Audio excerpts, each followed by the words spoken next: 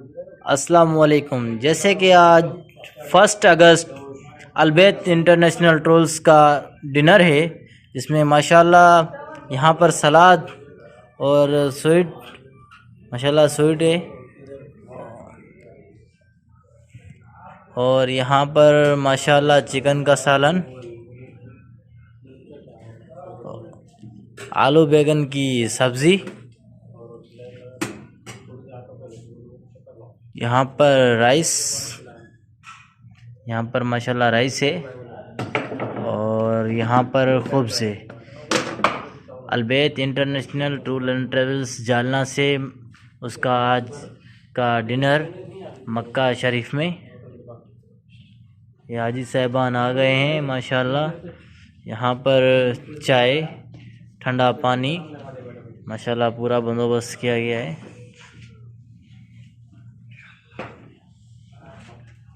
क्या कर सकते हैं।